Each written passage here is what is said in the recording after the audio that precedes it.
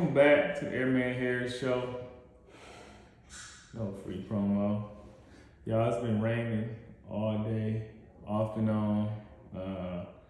It's been storming just a minute ago, so I had to wait till it started raining real hard before I got on here. It's supposed to rain all week, so anybody planning on coming here this week, don't do it. It's gonna rain all week, all weekend. It's gonna be shut in, so we ain't gonna be able to get outside and hoop. None of that. But anyway, I meant to speak on this yesterday, the UFC fights. Y'all see the Ronda Rousey and Gina Carano fight? Highly anticipated fight. You know, they coming back to the sport. Well, I guess coming back to the fight that one time, because after the fight, Ronda says she's not fighting again. She's having babies.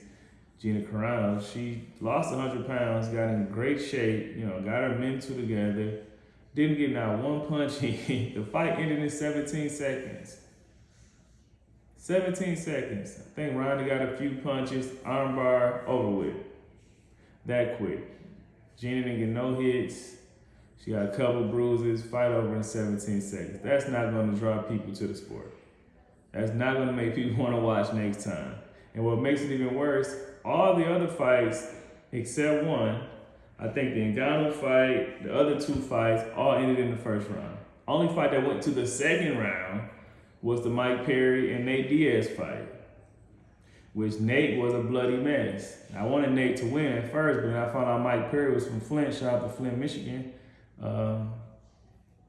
Yeah, he got whooped. He looked like Mankind on wrestling when they, you know, cut themselves or had a fake blood. He couldn't even see out his right eye, blood everywhere. Like, he got beat down. He probably need to retire. So I don't know how old Nate Diaz is, but I know he's been around a long time, so he should consider retiring. But shout out to Jake Paul making that money, but that ain't finna draw many people to the sport, because I was ready to watch the, you know, all those fights, and they ended so fast. Like, if it happens again, I'm not gonna be that excited to watch them no more if the fight's gonna end, you know, that fast. But anyway, y'all know I've always come with some random facts, some random stories, some random details. But Fort Worth just reached the top 10 cities in the U.S. by population. I think Houston's number 4. Of course, New York is number 1. New York by a landslide got the most people as far as cities in the U.S. Houston's is 4th. San Antonio is 7.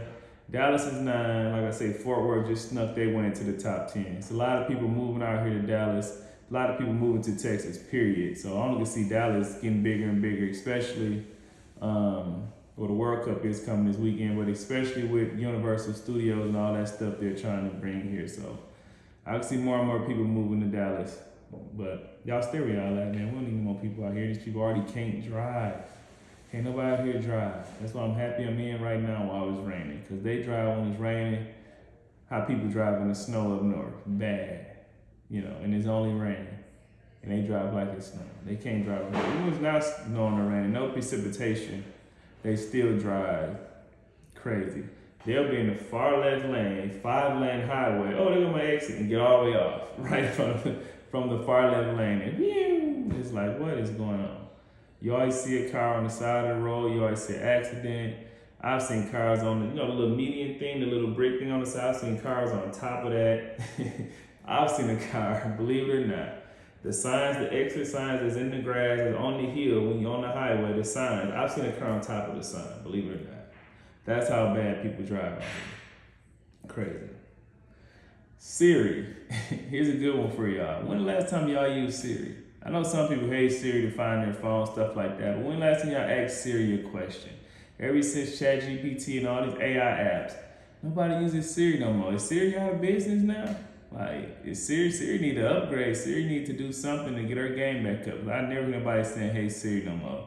They go straight to ChatGPT now and all these AI apps. So, I guess they done put Siri out of business. Siri better come with an update, a different voice or something, or it's gonna be night-night for Siri. But anyway, moving right along to the hoops, what everybody come here for. Them Spurs, man, that's who I want to win, y'all. I didn't think they was gonna get it done. That's why I want to win, but they won in double overtime against the Thunder. Great win. Wemby put on a historic performance. He had 41 and 24, a few blocks, which we know he deterred a lot of shots. He stopped a lot of people from shooting. They don't shoot because he's down there, so that was a historic performance. The threes he hit in crunch time, just all the plays he made, was just great. I ain't got nothing else to say about it. 22 years old, it's gonna be rough for the league. With Harper being 20, I think Castle's like 21, Wemby's like 23. I know Carter Bryant's young. Vassell, however you say his name, I can never get his name right, but he's pretty young. Cade Johnson, the 6th man of the year. Keldon Johnson, he's young. Only people they got that's old is Harrison Barnes will probably play 5 minutes a game just to get somebody a breather. But y'all see what I told y'all too. I would look to move Fox. I've been saying it all year.